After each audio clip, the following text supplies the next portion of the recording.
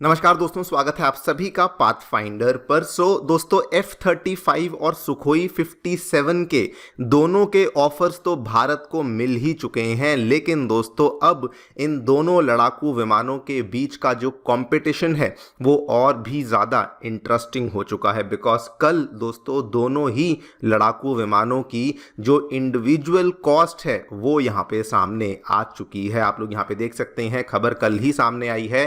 F-35 को लेकर भी उसकी कॉस्टिंग सामने आ गई है कि उसकी पर यूनिट कॉस्ट क्या होने वाली है और उसकी जो टोटल लाइफ टाइम कॉस्टिंग है भारत के लिए वो क्या होने वाली है। और कल जब F-35 की ये वाली कॉस्टिंग सामने आई तो रशिया की जो कंपनी है रोस्टेक, उसने पहले ही बहुत बड़े दावे के साथ कह दिया था कि हमारी जो कॉस्टिंग है वो डेफिनेटली F-35 से कम होने वाली है। और अब दोस्तों जो इनकी इंडिविजुअल पर यूनिट कॉस्ट है वो भी यहाँ पे सामने आ चुकी है। अगर आप ध्यान से देखें तो F-35 को लेकर कहा जा रहा है कि ये इसकी मिनिमम कॉस्ट $80 मिलियन होगी एंड सुखोई 57 की जो मिनिमम कॉस्ट है ये $35 मिलियन होगी। और F-35 की जो मैक्सिमम कॉस्ट है पर यूनिट $115 मिलियन की होगी एंड सुखोई 57 की जो मैक्सिमम कॉस्ट है ये $40 मिलियन की देखने को मिल सकती है। नाउ ऑब्वियसली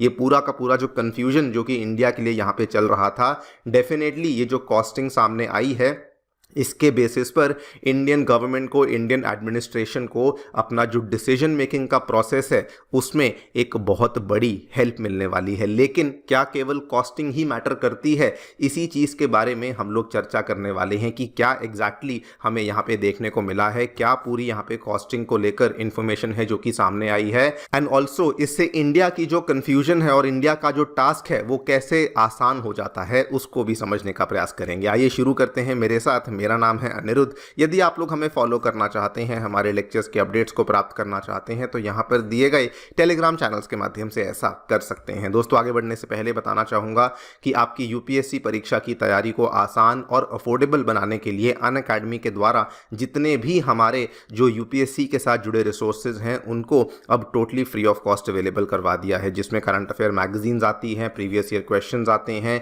एनसीईआरटी नोट्स की समरीज आती हैं और साथ में प्रीलिम्स के फ्री मॉक टेस्ट आते हैं। इन सभी चीज़ों को प्राप्त करने के लिए आप लोग नीचे डिस्क्रिप्शन बॉक्स में दिए गए लिंक पे जाके क्लिक कर सकते हैं। लेकिन उसके अलावा अगर आपको कोई भी क्वेरी है, कोई भी डाउट है तो आप लोग डायरेक्टली स्क्रीन पे दिए गए इस फोन नंबर पे फ़ोन भी कर सकते हैं। All right, so directly coming to the news, क्या देखने को मिला है? पहले F-35 के बारे में बात कर लेते हैं। जो रिपोर्ट सामने आई है, बताया गया है कि ये एक साथ मतलब कि अपने टोटल लाइफ साइकिल में F-35 की जो कॉस्टिंग है वो इंडिया को $100 बिलियन के आसपास की पड़ने वाली है, जिसमें कि एक तो परचेज प्राइस को इंक्लूड किया गया है, साथ में उसकी मेंटेनेंस, उसकी ट्रेनिंग और जो बाकी की सपोर्ट कॉस्ट होती है उसको भी इंक्लूड किया गया है। अब इसका ब्रेकडाउन कैसे है वो भी आपको समझा देता हूँ। देखिए, अगर हम लोग F-35 के यूनिट कॉस्ट की बात करें तो इसमें तो रेंज सामने आई है कि एक F-35 जो है वो 80 मिलियन से लेकर $115 मिलियन के बीच में होगा। और रिपोर्ट्स बताई जा रही हैं कि अगर इंडिया F-35 को एक्वायर करेगा तो लगभग 110 F-35 के यहां पर यूनिट्स को एक्वायर करेगा। अगर आप इसकी टोटल मैक्सिमम कॉस्ट मान लें 110 इंटू 115, अगर हम लोग पर यूनिट के हिसाब से चलें तो जो टोटल मैक्सिमम कॉस्ट है वो बनती है $12,650 मिलियन।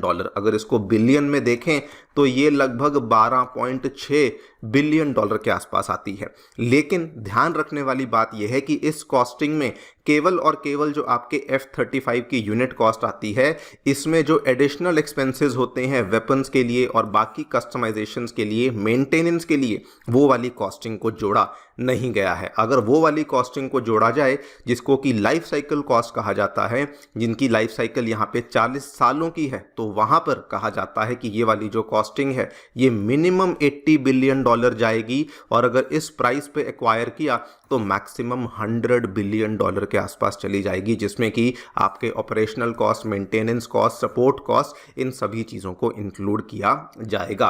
अब वहीं पे अगर आप F-35 की जो कॉस्टिंग है उसको सुखोई 57 के साथ कंपेयर करें तो अगर मैं केवल 110 यूनिट्स की कॉस्ट को कंपेयर करूं, ये मानते हुए कि इंडिया अगर सुखोई 57 भी लेगा तो 110 यूनिट्स को ही लेगा, तो इसकी जो मैक्सिमम कॉस्ट है दोस्तों वो 110 इंटू 40 मिलियन यानी कि 4400 मिलियन के आसपास आएगी। इसकी लाइफ साइकिल कॉस्ट हालांकि अब तक रिवील नहीं करी गई है, लेकिन आप खुद अंदाज़ा लगा सकते हैं कि अगर जो यूनिट्स की कॉस्टिंग है उसमें ही हमें 3 गुना तक का डिफरेंस देखने को मिल रहा है, तो ऑब्वियसली लाइफ साइकिल कॉस्ट में मिनिमम 2 टाइम्स का डिफरेंस तो हमें देखने को मिलेगा ही मिलेगा। यानी कि कॉस्टिंग के आधार पर सुखोई 57 थोड़ा नहीं बल्कि बहुत ज़्यादा कॉम्पिटिटिवली प्राइस्ड है as compare to the F-35।